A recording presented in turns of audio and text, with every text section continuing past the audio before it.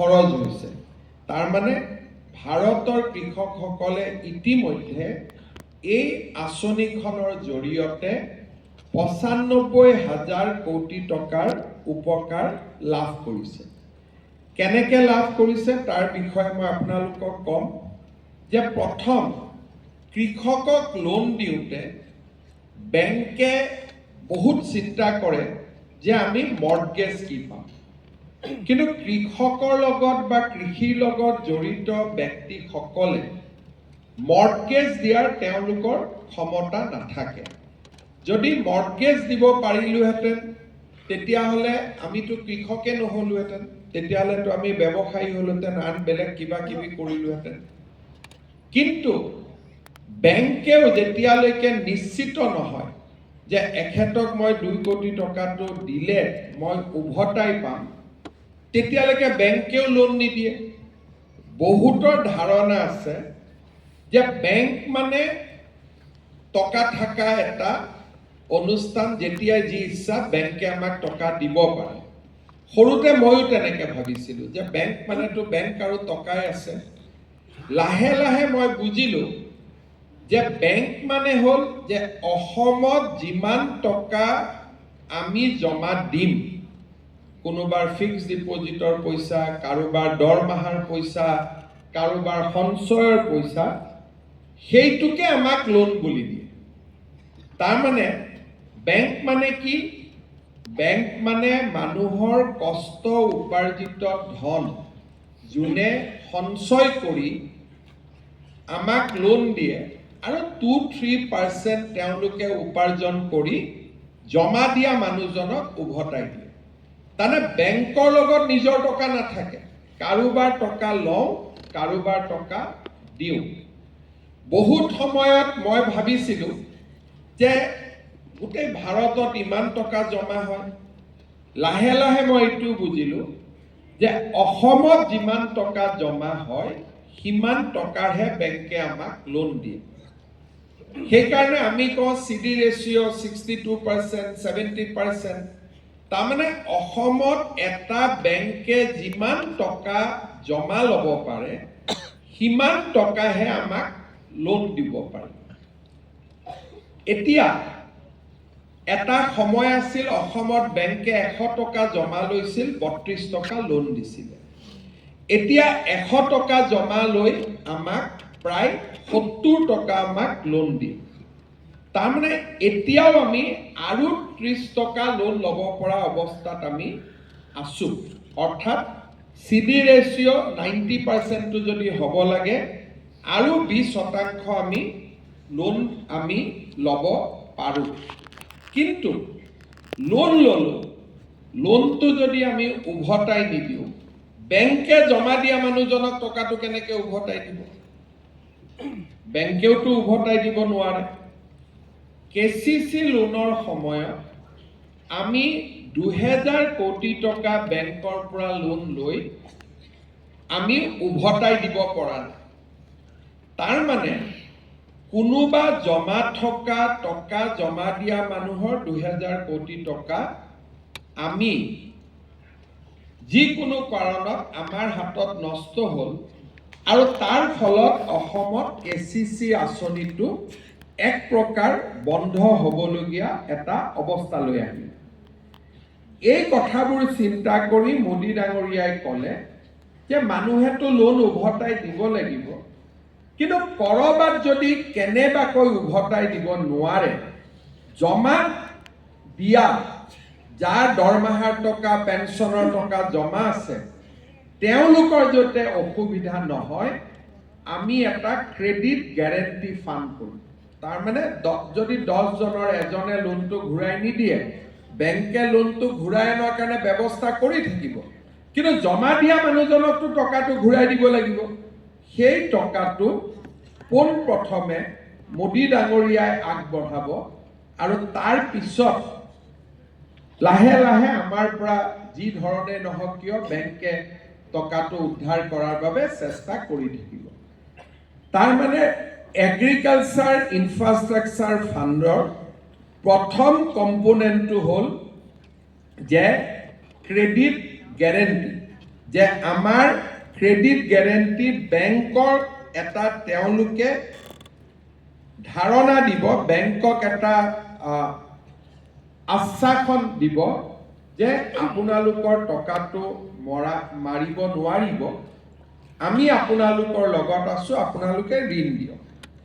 কিন্তু ইয়াতে এটা ডাঙৰ কথা আছে যে ক্ৰেডিট গ্যাৰেণ্টি মানে এইটো নহয় যে আমি টকাটো ঘূৰাই দিব নালাগিব, আমিও ঘূৰাই দিম, কিন্তু বেংকক এটা মানসিকভাৱে এটা এচুৰেঞ্চ দিয়া যায় যে আপোনালোকে লোনটো নিশ্চিতভাৱে ঘূৰাই পাব, নাপালে আমি এই লোনটো আপোনালোকক ঘূৰাই দিম। এইটো হ'ল বেংকৰ কাৰণে আটাইতকৈ ডাঙৰ এচুৰেঞ্চ। নহ'লে বেংকে লোন দিবৰ বাবে কষ্ট পায়, কাৰণ কৰবাত তেওঁলোকৰ অভিজ্ঞতাবোৰ ভাল নহয়। দ্বিতীয়তে আমি লোন ললো, ইয়াত এটা নিৰ্ধাৰণ কৰি থোৱা আছে যে আপোনালোকে জানে যে বেংকৰ ইণ্টাৰেষ্ট কেতিয়াবা 10% হয়, কেতিয়াবা 11% হয়, কেতিয়াবা আৰু বেছি হয়। ইয়াতে আমাৰ এটা ডাঙৰ কথা হ'ল যে আপ টু 3%, 2 কোটি টকালৈকে আপ টু 3% লোন চৰকাৰে উভতাই দিয়ে, আৰু চৰকাৰে চেষ্টা কৰে যে 9%তকৈ যাতে বেছি লোন ইণ্টাৰেষ্ট নহয়। তাৰমানে কিমান ইণ্টাৰেষ্ট হ'ব? মেক্সিমাম 9% ল'ব। যেতিয়া আপোনালোকে লোনটো ফিৰাই দি শেষ কৰিব, সুতৰ বাবদ আপোনালোকে যি 9% দিলে তাৰ 3% চৰকাৰে আপোনালোকক উভতাই দিব। আৰু ইয়াতে আৰু এটা কেন্দ্ৰীয় চৰকাৰে নিয়ম কৰিলে যে এই আঁচনিটো লোৱা মানে আন আঁচনিৰ সুবিধা ল'ব পাৰিম নে নোৱাৰিম। কেন্দ্ৰীয় চৰকাৰে আমাক ক'লে যে এই আঁচনিটো লোৱাৰ পিছতো আমি ভাৰত চৰকাৰৰ আন আঁচনিবিলাকৰো আমি সুবিধা লৈ থাকিব পাৰিম। অৰ্থাৎ PM কুসুম, PMFME, MIDS, RKVY যিমানবিলাক আঁচনি আমাৰ আছে, এই আঁচনিবিলাকৰ সুবিধাও আমি লৈ থাকিব পাৰিম। এই আঁচনিখন খুব সুন্দৰ আঁচনি। কৃষি বিভাগৰ এটা পৰ্টেল আছে। আমি প্ৰথম বেংকৰ লগত প্ৰাৰম্ভিক কথা পাতিলোঁ। বেংক এটাক আমি ধৰিলোঁ যে ভাই আপুনি আমাক লোন দিব লাগিব। বেংকে আমাক উৎসাহ দিলে। আমি AIFৰ পৰ্টেলত গৈ আমি আবেদন কৰিলোঁ। আমাৰ আবেদনখন তেওঁলোকে শুদ্ধভাৱে পৰিষ্কাৰ চাই চিতি অনুমোদন দিলে। বেংকলৈকে উইথ ৰিকমেণ্ডেশ্যন উভতি যাব, আৰু বেংকে আপোনালোকক লোন দিব। 2 কোটি টকালৈকে 3% ইণ্টাৰেষ্ট ছাবভেনশ্যন কৰিব, আৰু 9%ৰ ভিতৰত আপোনালোকৰ ইণ্টাৰেষ্টটো লিমিট কৰিব। 100 টকাৰ প্ৰকল্প হ'লে 90 টকা বেংকে দিব, 10 টকাহে আমি দিম। বেলেগ লোনত কি হয়? 25-75। আমাৰ নিজৰ 25 টকা থাকিব লাগে, আৰু চৰকাৰে বা বেংকে আমাক 75% দিয়ে। এই ক্ষেত্ৰত বেংকে আমাক 90% দিব, আৰু বেনিফিচিয়াৰী মেচিং শ্বেয়াৰ আমাৰ 10% হ'ব। ইমান এখন সুন্দৰ আঁচনি। 95,000 crore ভাৰতৰ কৃষকসকলে, বিভিন্ন ৰাজ্যৰ কৃষকসকলে এই লোন ইতিমধ্যে ল'লে। কৃষি মন্ত্ৰী ডাঙৰীয়াই কৈছে যে মধ্যপ্ৰদেশত 12,000 কোটি টকা, তাৰমানে 95,000ৰ 12,000 কোটি টকা 12%। হাৰিয়ানাই 5,000 কোটি টকা 5%। আমি অসমত এই 1 লাখ কোটি টকাৰ ভিতৰত ভাৰত চৰকাৰে অসমক এলোকেশ্যন কৰিছিলে 2,050 crores, তাৰমানে 2,050 কোটি টকাৰ লোন আমি ল'ব পাৰোঁ। কিন্তু আমি ইমানখিনি লোন ল'ব নোৱাৰিলোঁ। আমি গোটেইখিনি হিচাপ নিকাচ কৰি 1181 কোটি টকা আমি অসমত ল'ব পাৰিলোঁ আৰু এতিয়ালৈকে 736 কোটি টকা আমাৰ একাউণ্টত সোমালে। আজি আমি আৰু কেইখনমান চেক দিলোঁ, সংখ্যাটো ডেফিনেটলি আজি আৰু বাঢ়ি যাব। টোটেল আমাৰ এপ্ৰুভ হ'ল 1181 ক্ৰ'ৰ্ছ, যিটো আমি ইতিমধ্যে পালোঁ। এতিয়া আপোনালোকৰ মনত হ'ব পাৰে যে কোনে কোনেনো পালে। ময়ো প্ৰথমতে সদায় চিন্তা কৰোঁ কি যেতিয়া বেংকে মোক কয় যে ইমান টকা লোন দিলোঁ অসমত, মই সদায় লিষ্টখন বিচাৰোঁ, কাৰণ মোৰ বিশ্বাস কৰিব মন নাযায়। মই সেইকাৰণে সদায় কওঁ যে মোক লিষ্টখন দিয়কচোন। এতিয়া মই লিষ্টখন চাই দেখিলোঁ আমাৰ অক্ষিত মোদী প্ৰাইমেৰী প্ৰচেছিং চেণ্টাৰ 13 কোটি টকা লোন লয়। উৎপল খাউন কোল্ড ষ্ট'ৰেজ বনাবৰ কাৰণে বিশ্বনাথত 7 কোটি 50 লাখ টকা লোন ল'লে।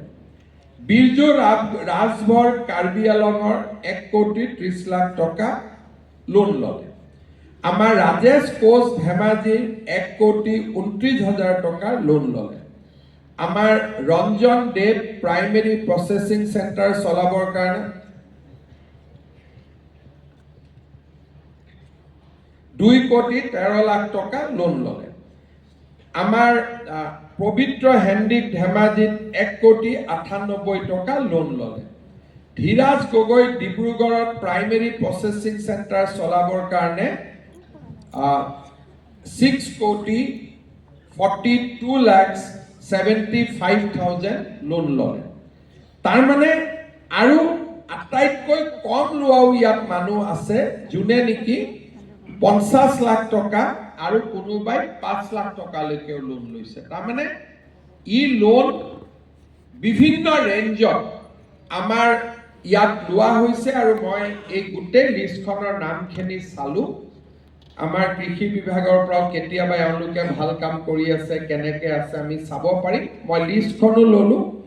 তাৰপিছত মই দেখিলোঁ যে কামৰূপ জিলাত 68 গৰাকী, বিশ্বনাথত 36 গৰাকী, গোলাঘাটত 47 গৰাকী, ধুবুৰীত 67, ডিব্ৰুগড়ত 54, যোৰহাটত 49, ওদালগুৰিত 15, নগাঁৱত 131, তিনিচুকীয়াত 41, শোণিতপুৰত 37, হোজাইত 20, কাছাৰ 13, শিৱসাগৰ 14, ধেমাজি 46, চৰাইদেউ 15, দৰং 23, লখিমপুৰ 26, নলবাৰী 21, কামৰূপ মেট্ৰ 15, মৰিগাঁও 44, গোৱালপাৰা 13, বঙাইগাঁও 14, বৰপেটা 7, কোকৰাঝাৰ 21, কাৰ্বি আলং 10, বাক্সা 5, চিৰাং 8, বজালী 8, কৰিমগঞ্জ 7, হাইলাকান্দি 10, ৱেষ্ট কাৰ্বি আলং 2, মানকাছাৰ 3, মাজুলী 2,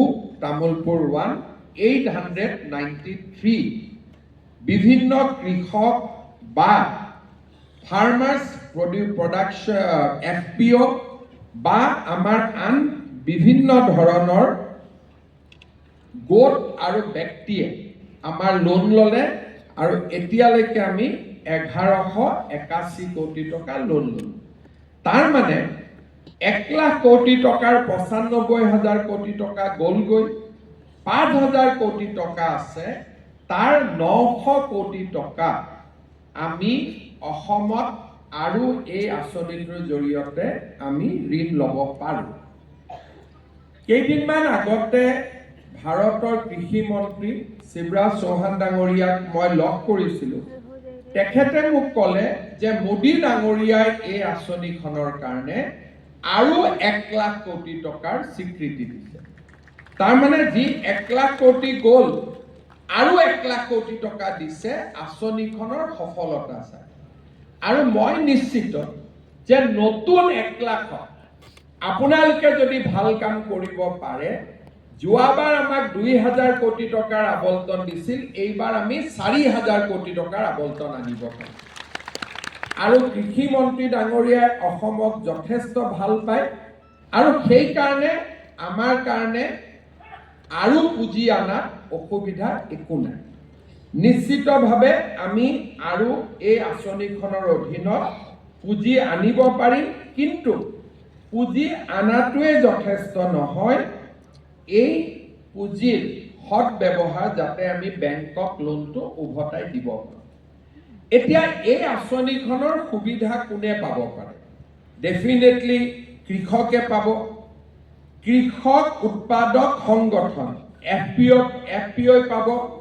প্ৰাথমিক কৃষি ঋণ সমবায় সমিতি পেক্সে পাব। আমাৰ প্ৰাথমিক বা বহুমুখী সমবায় সমিতি SHG, কৃষি উদ্যোগী, ষ্টাৰ্টআপ আৰু APMCকে ধৰি প্ৰায় সকলো হিতাধিকাৰী এই আঁচনিখনৰ সুবিধা ল'ব পাৰে বা ল'ব পাৰিব। সেইবাবে আজি আমি এই সভাখন কৰিছিলোঁ। যোৱাবাৰ এই আঁচনিখনৰ বিষয়ে যিমানখিনি মোৰ খবৰ হ'ব লাগিছিল নাছিলে। এইবাৰ যেতিয়া মই শিৱৰাজ সিং চৌহান ডাঙৰীয়াক লগ কৰিছিলোঁ, তেওঁ মোক কৈছিলে যে হিমন্তজী, আসাম কা কিষাণ ये स्कीम का भरपूर सुविधा ले सकता है। लगे लगे मैं पीयूष हाजरिका डांगरियाक कलो जे एबार आमी सकलोके लग करी এই আঁচনিখনৰ আমি গুণ বা এই আঁচনিখনৰ বিষয়ে সকলোকে জনাব লাগে। আজি আমাৰ ইয়াত বেংকো আছে, আজি আমাৰ ইয়াত ভাৰত চৰকাৰৰ প্ৰতিনিধিও আছে, যোনে এই গোটেই স্কিমটো এখনকৈ কাগজ পৰীক্ষা কৰিব। জইণ্ট সেক্ৰেটাৰী ডাঙৰীয়াও ইয়াৰ আমাৰ মাজত আছে, আৰু আমাৰ বিভাগে আপোনালোকক সহায় কৰিবৰ কাৰণে ইয়াত আমি উপস্থিত আছো আৰু আমি সকলো আছো। আমাৰ অসমত কি লাগে?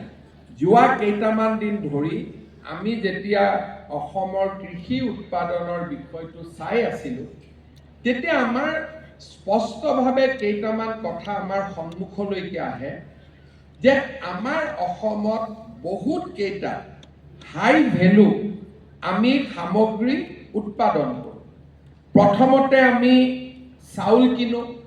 যদি আমি চাউল কিনো, আমাক প্ৰত্যেকটো ব্লকতে আমাক গুদাম ঘৰ লাগিব।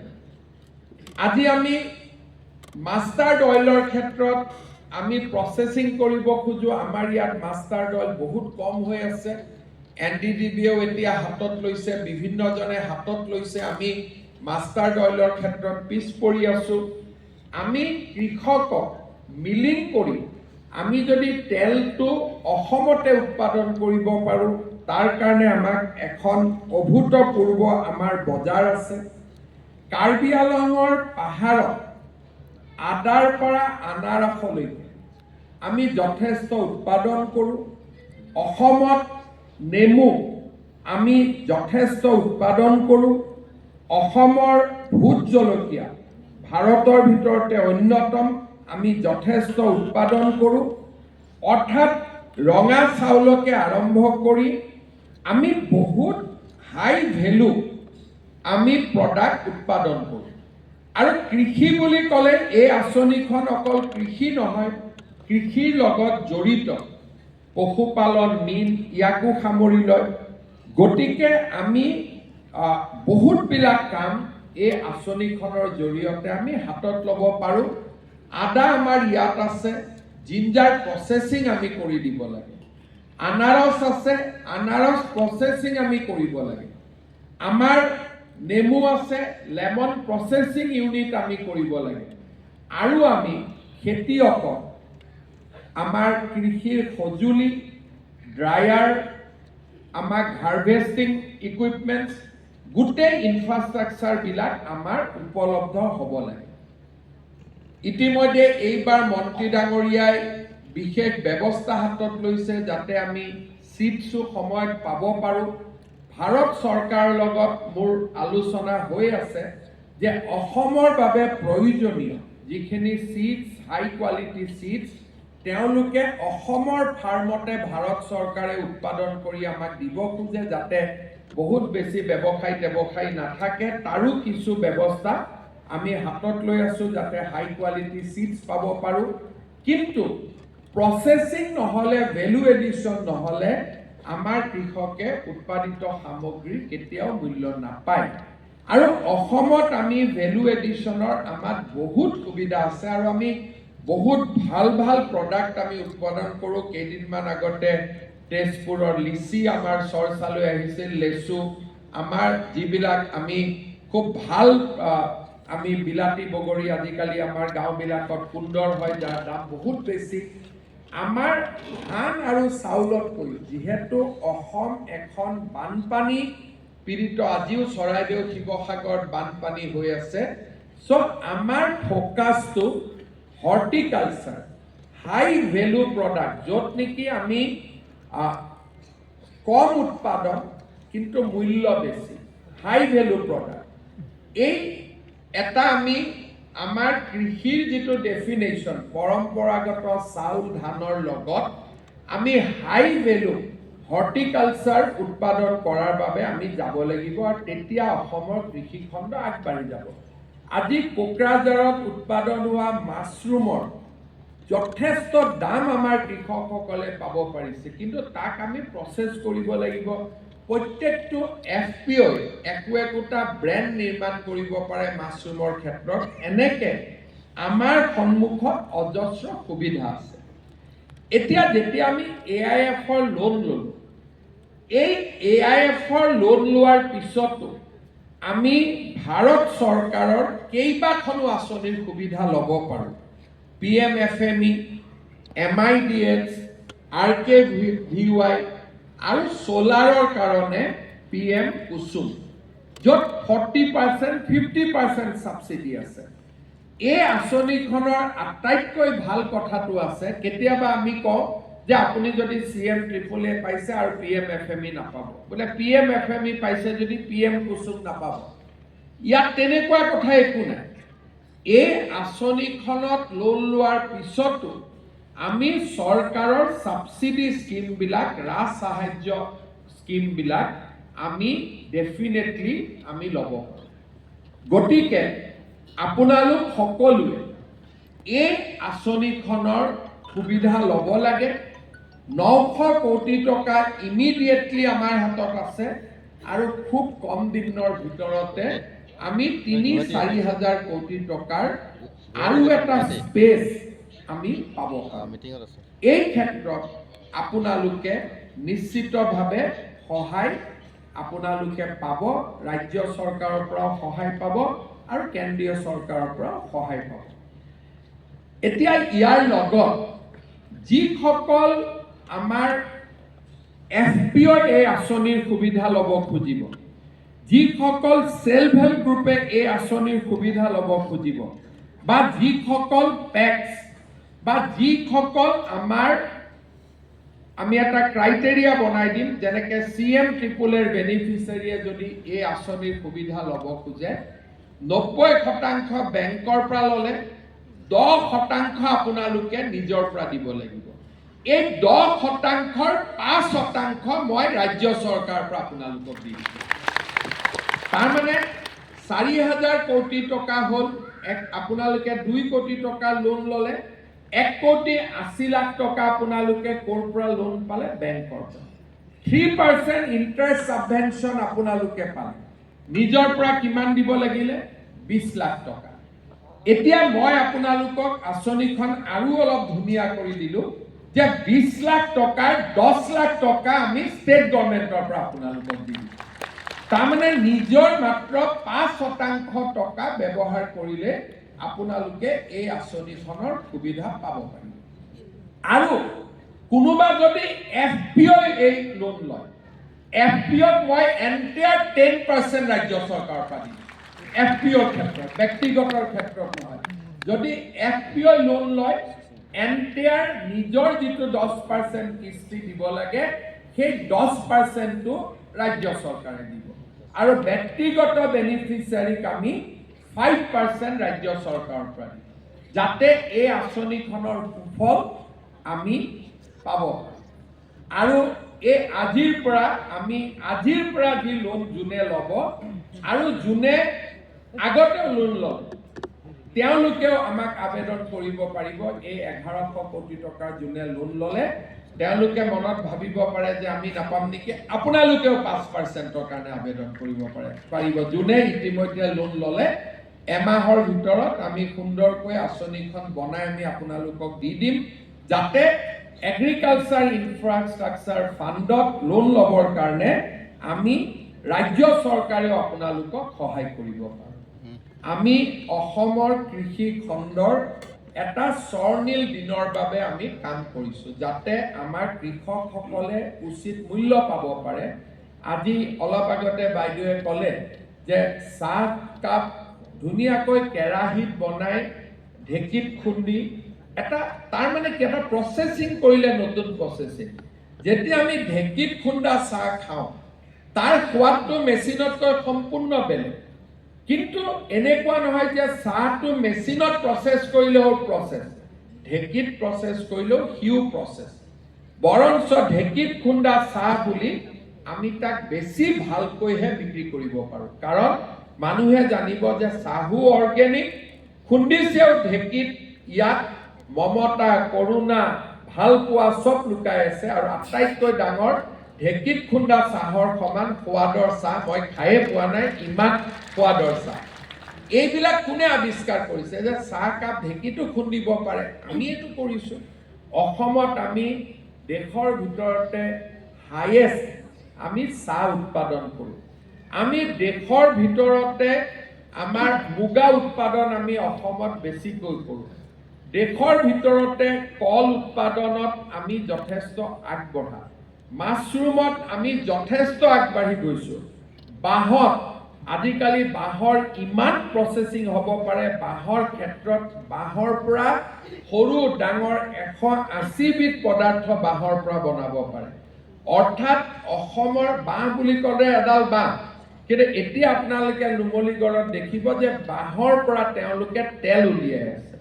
ইয়াৰ আগলৈকে বাঁহৰ এই ৰাসায়নিক ভেলুৰ বিষয়ে আমি জানিব পৰা নাছিলোঁ। আপোনালোকে কোনোবাই ChatGPT মাৰি চাব বা গুগল কৰি চাব যে বাঁহৰ পৰা কি কি বনাব পাৰি, 180 বিধ পদাৰ্থৰ নাম আহে। ডাঙৰ ডাঙৰ ৰাসায়নিক পদাৰ্থৰ পৰা একেবাৰে টুথপেষ্টলৈকে, টুথব্ৰাছলৈকে 180 বিধ পদাৰ্থ আহে। ইলেকশ্যনৰ পিছত বহুত 5 বছৰ বহুত কষ্ট কৰিলোঁ বুলি 4 দিন ছুটী লৈ জাপানত গৈছিলোঁ, আৰু জাপানত মই দেখা পালোঁ যে গোটেই হোটেলত টুথব্ৰাছবিলাক বাঁহৰ টুথব্ৰাছ, কাৰণ তেওঁলোকে প্ৰাকৃতিক বস্তু ইউজ কৰে যাতে সি পৰিৱেশ বা প্ৰকৃতিৰ ওপৰত বোজা নহয়। আৰু আজি বাঁহৰ ইমান নতুন নতুন সামগ্ৰী ওলাইছে যে তাৰ কোনো জোখ নাই। কিন্তু আমি অসমত বাঁহৰ মাজত আমাৰ জন্ম, ধাননি পথাৰত আমাৰ জন্ম, আমি সৰুৰ পৰাই বাৰী দেখি আহিছোঁ, লেচু খাই আহিছোঁ, আম ছিঙি আহিছোঁ। কিন্তু এই পদাৰ্থবিলাকৰ কাৰ্বি আংলঙত গ'লে দূৰৰ পৰা আমি দেখোঁ এই পাহাৰত ইমান আদা, শিলচৰত গ'লে, হাফলঙত গ'লে আনাৰস দিয়ে, বহুত মিঠা বুলি কৈ থৈ গুচি আহোঁ। কিন্তু তাৰেই যে প্ৰচেছিং কৰি আমি যে আত্মনিৰ্ভৰ অসম এখন নিৰ্মাণ কৰিব পাৰোঁ, এইবিলাক কথা আমি কেতিয়াও ভবা নাছিলোঁ। কিন্তু আজি মই অত্যন্ত আনন্দিত, চৰকাৰৰ ফালৰ পৰা আজি আমি যদিও এই কাম হাতত লৈছোঁ, ইতিমধ্যে 800 ব্যক্তি বা উদ্যোগী বা FPO নিজেও এই কাম কৰিবৰ কাৰণে আগবাঢ়ি আহিছে। তাৰমানে অসমত সজাগতা এটা আছে, ইয়াক মাত্ৰ আমি বঢ়াব লাগে। মই ভাবোঁ যে আমাৰ কৃষি বিভাগৰ বিষয়াসকলে ইয়াতে যথেষ্ট আজিৰে পৰা গুৰুত্বপূৰ্ণ ভূমিকা ল'ব। বেংকছেও এগ্ৰিকালচাৰ ইনফ্ৰা ফাণ্ডৰ লগত আমাৰ কৃষকসকলক জড়িত কৰাৰ কাৰণে চেষ্টা কৰিব। আৰু সভাই সমিতিয়ে আমাৰ বিধায়ক মন্ত্ৰীসকলো ইয়াত উপস্থিত আছে। আমাৰ নিজৰ নিজৰ সমষ্টিৰ উদ্যোগী যুৱকসকলক আমি এগ্ৰিকালচাৰ ইনফ্ৰা ফাণ্ডৰ লগত জড়িত কৰাৰ বাবে আমি চেষ্টা কৰি থাকিব লাগে। আৰু মই ভাবোঁ যে অহাবাৰ 4,000 কোটি টকা আমি অসমত লোৱাটো বিশেষ ডাঙৰ অসুবিধা নহ'ব, যিহেতু আজিৰ পৰা আমাৰ এটা বহুত ডাঙৰ সজাগতা আহিব। এই সজাগতাৰ সুযোগ লৈ আমি আৰু বেছি কাম কৰাৰ কাৰণে চেষ্টা কৰিব লাগিব। আৰু মই বিশ্বাস কৰোঁ যে আপোনালোকেও আজি ইয়াৰ পৰা যিটো মেছেজ লৈ যাব, তাৰ পৰা আমি বহুত বেছি উপকৃত হ'ম। আৰু মই দীঘলীয়া কৰিব নোখোজোঁ, ইতিমধ্যে আপোনালোকে বিষয়খিনি ভাল কৰি বুজিও পাইছে মই আপোনালোক সকলোকে ধন্যবাদ জনাইছোঁ আৰু কৃষি বিভাগে আপোনালোকৰ লগত যোগাযোগ কৰি থাকিব আপোনালোক সকলোৱে এগ্ৰিকালচাৰ ইনফ্ৰা ফাণ্ডৰ জৰিয়তে একো গৰাকী সফল উদ্যোগী হওক তাকে মই কামনা কৰিছোঁ ইয়াৰ ডাঙৰ বিউটিটো হ'ল কৃষি বুলি ক'লে ইয়াত আমি ধানকো ইনভলভ কৰিছোঁ আৰু মাকৈকো ইনভলভ কৰিছোঁ লগত চাহপাতকো আমি ইনভলভ কৰিছোঁ ইভেন টি প্ৰচেছিং ইয়াত এপ্ৰুভ এটা প্ৰজেক্ট এনেকুৱা নহয় যে টি মানে কৃষি নহয় আমাৰ কৃষি বুলি ক'লে আমাক যি আমি বুজো সকলো ইয়াতে ইনভলভ হৈ আছে ইনক্লুড হৈ আছে কৃষি সঁজুলিৰ পৰা গুদামৰ পৰা মই আগতে কৈছোঁ সববিলাক ধুনীয়াকৈ ইয়াত ইনভলভ হৈ আছে মই বিভিন্ন নাম চাওঁতে মই দেখিছোঁ যে ভাল কামৰ কাৰণেও বহুজনে ইয়াতে ইতিমধ্যে লোন লৈছে আমাৰ নিশ্চিতভাৱে বিভাগে তেওঁলোকৰ লগত যোগাযোগ কৰিব বহুতবিলাক কোল্ড চেইন কোল্ড ষ্টৰেজৰ কাৰণে লৈছে মই দেখিছোঁ যে ইণ্টিগ্ৰেটেড প্ৰায় অৰ্গেনিক ইনপুট প্ৰডাকশ্যনৰ কাৰণেও লোন লৈছে অৰ্থাৎ কেঁচু সাৰ আদি বনাবৰ কাৰণে মই দেখিছোঁ হেমাংগ বৈশ্য কামৰূপৰ তেওঁ হাইড্ৰপনিক ফাৰ্মিঙৰ কাৰণেও লোন লৈছে প্ৰায় 1,35,00,000 টকা নে 13,50,00,000 মই ভাল কৰি চাব পৰা নাই বাট কিবা এটা হয় 1,30,00,000 নহ'লে 13 কোটি হাইড্ৰপনিকৰ কাৰণেও লোন লৈছে গতিকে মই ভাবোঁ যে আমি সকলোৱে এই আঁচনিখন সফল কৰিব পাৰিম আপোনালোকৰ মই সহযোগিতা বিচাৰিলোঁ কৃষি বিভাগক এই সুন্দৰ আজি কৰ্মশালাখন অনুষ্ঠিত কৰাৰ বাবে বহুত ধন্যবাদ জনালোঁ हमारे बीच में मंत्रालय की जॉइंट सेक्रेटरी अनबागलन जी भी आए हैं और उनका बैचमेटी है सो मेरा विश्वास है दोनों मिलके और ज़्यादा अच्छा काम करेगा आसाम के लिए সকলোকে মই बहुत ধন্যবাদ জনালোঁ আকৌ লগ পাম জয় হিন্দ বন্দে মাতৰম ভাৰত মাতা কি জয়